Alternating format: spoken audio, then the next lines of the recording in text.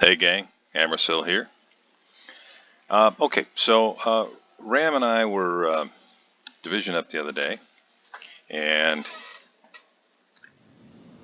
I thought let me check out the Grosse Kurfürst and see whether or not I can notice any difference in the dispersion of the shell pattern. Now, if you've been keeping up at all with the forums or Reddit or the dev blog on Facebook, you know that recently, in fact with the last update, Wargaming implemented some dispersion improvements for the German battleship line. And I have to say, I'd really been struggling with this ship because it just seemed like no matter what I did, I could not get shells on target consistently. And I guess that was a pretty universal complaint about the ship. So, as is our custom, Ram and I were just taking turns picking tiers, one or the other of us. I believe it was Ram. Opted for a tier 10 match. So I said, okay, well, this is a good chance for me to test this out. And without giving anything away about the game, I will say that overall, it did feel, at least to me in this one game, significantly improved. A couple shots in particular I really felt demonstrated that, because I always kind of thought of these guns as roughly equivalent to throwing rocks, because the accuracy just wasn't there. It was like having a handful of rocks and trying to throw them at something 60, 80 feet away. They just kind of scattered and went all over the place. I don't remember what the sigma value is right off the top of my head, but I don't think it's great either. So, pretty consistently since I got the ship, shells have flown over, fallen short, and then gone really wide right or left. Now you could see in that dispersion pattern there, not too bad. So, the whole point of my playing this ship was to check out the changes. And I have to say I was pretty thrilled initially when right out of the gate, first salvo out, I managed a Citadel. Now, I don't claim to be any kind of Unicum player, and in particular I don't claim to be exceptional with battleships, but I was very happy with that. Now again, you can look at that, and that's, for this ship in my experience, that's a pretty tight grouping. My aim was off, but it really wasn't too bad. So, what we were promised was that we were going to have US type dispersion. And that's much better, really much better. Okay, so as far as this game here, Ram and I opted to support A. If I remember our conversation correctly, this was a week and a half or so ago, I think, that we played this game. We wanted to help secure A, and then we thought, okay, if we can not lock down A, you can see the enemy Smolensk there at Charlie 2 is already running. If we can lock down A, then we can help at B, and so on and so on. Okay, another volley out, and another Citadel. Yeah, that volley hurt from the North Carolina, but two things. The Kurfürst has fantastic armor scheme, and the North Carolina's firing HE. So, pretty much any damage. That is a nice pattern. 22,000. Yeah, so I realize it's just one game, but if this is how the ship is going to play from this time forward, I'm thrilled with the change that they made to this ship. And in fact, I have a. If you know Pigeon of War, he's been on the Wargaming team for a very, very long time, 6 years I think, and he's really been plugged into the community. I aimed a little too high there. Really been plugged into the community, and he gave away a flag called the the Coup of Boom flag for people who had made significant contributions to the game. Well, he's taken another job with another company, so he's going to be leaving Wargaming. But he offered a Coup of Boom flag for anybody who played a game and posted up some screenshots of it, playing one of his favorite ships. So I have another game in the Scharnhorst that I'll be posting up as well. And I think just in general, if this game is any indication, if you grew tired of the German battleship dispersion, or what seemed like, at least to me, terrible RNG anytime you fired these guns, I think you're going to be really happy with these changes. I certainly was.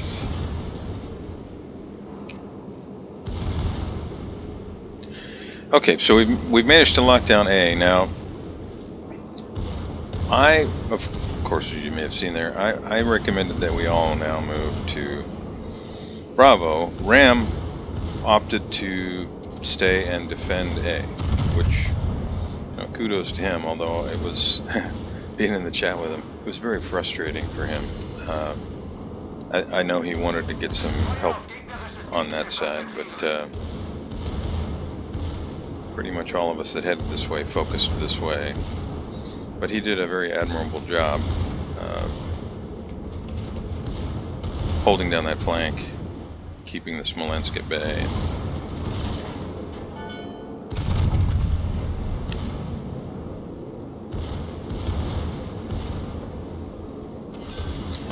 So that's the kind of thing I'm talking about when I talk about the guns seem improved, because and yeah, I know this is just this one game, but this is the first time playing the ship that I had those kind of volleys where we had that kind of dispersion pattern.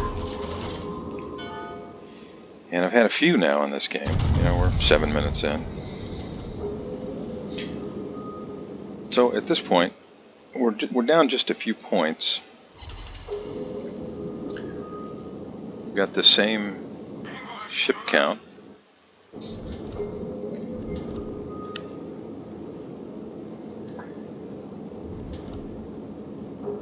And I'm looking at a broadside Minotaur that I'm really hoping to punish here. Now I know that there are, Citadel, there are bound to be torpedoes, which is why I've got the hydro running.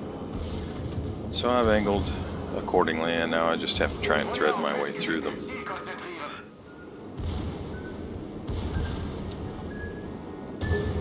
Make it through the first set.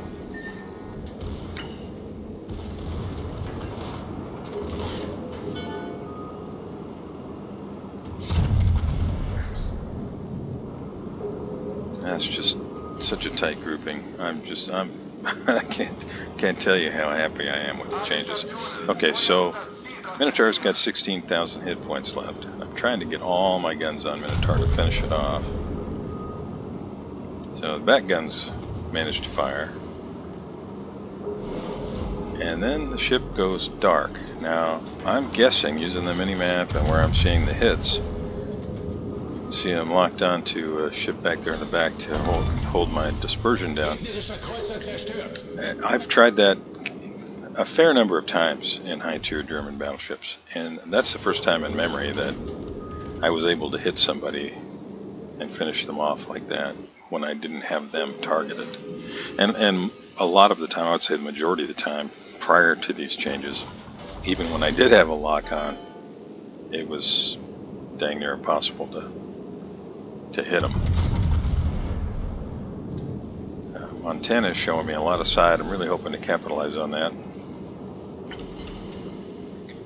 And that's Citadel number 4. Okay, so you can see Ram is on his way back south after chasing away a Jutland and the Smolensk. And I'm just taking out the trash with this hipper. I know he's about to nose into the island there. Somebody beat me to him. So I got to make a decision. You see, all of our guys pretty much are grouped up at the Bravo Cap. And I decide I'm going to push. We've got our Yamato out there, he's by himself. And I just commit. Going in. So we got an enemy Yamato out there, and their CV, Citadel number 5.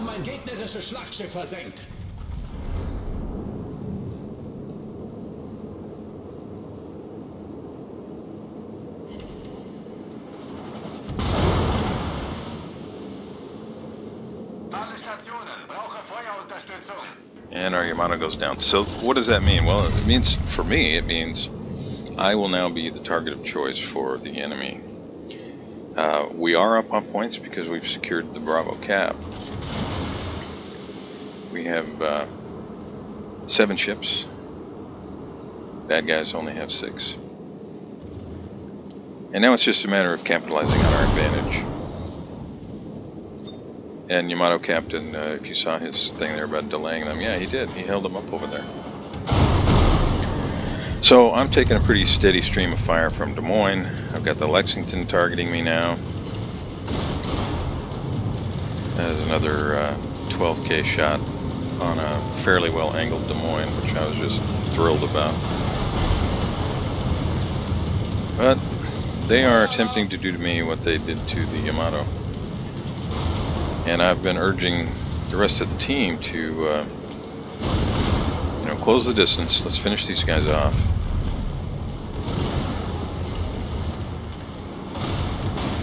Didn't manage to find the Citadel there, but still 10,000 damage. I gotta stay somewhat angled to Yamato because his guns are they're just monstrous.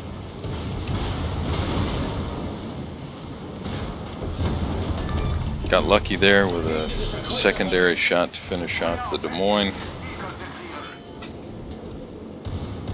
Now I see the torp planes coming, and I'm hoping that he's going to try and drop Des Moines. But then Lexington pops up.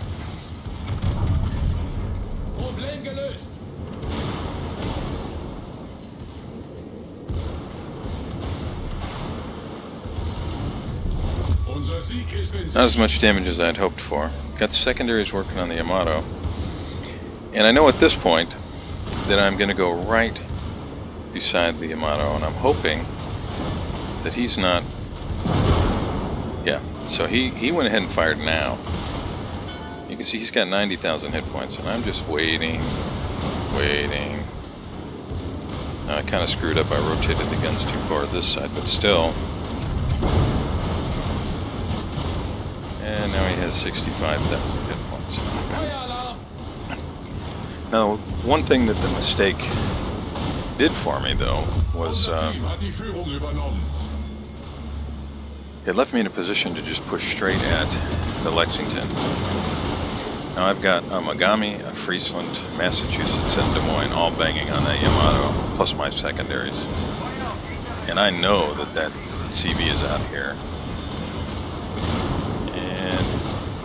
He makes the mistake of pushing his nose out beyond the island just a little too much. I've got a HEO repair coming up. So at this point I'm trying to survive long enough to finish off the Lexington. I think if I do that, this game's pretty well over. See, I activate my sector there for my AA. I'm going to get all my guns on Lexi. I know I'm about to go down here, so I really hope that shot does the trick, and it did. So, this game's pretty well in the bag. Ram at this point was complaining, hey, there's nobody helping me. Well, yeah, there's nobody helping you because we had a lot of work to do over here. But he did keep everybody busy over there. He's got the North Carolina, the Smolensk, chasing after him. And in fact, he runs in close to the Smolensk and eats a bunch of torpedoes here in a minute. But he kept those guys busy for a long time. And, oh, Anish in the North Carolina, I remember he made a post here on the forums not too long ago that I read. using AP against Smolensk, if you don't know, is almost pointless because it's got like DD type armor. You're going to overpen it like crazy, especially at that kind of range. HE is the way to go. But thanks to Ram tying up the ships on that side and holding the ACAP for as long as he did, we were able to amass quite a lead on points. Our push toward the Charlie side of the map put us in position to finish off everybody, all the red ships on that side, other than you can see the Jutlands pushing in there, but he's not going to do well against Massachusetts and a Des Moines. That's a no-brainer. And Friesland's tracking him in right now, too. So that's enough about this. Thanks a lot for watching. I really appreciate it. And I will see you the next time.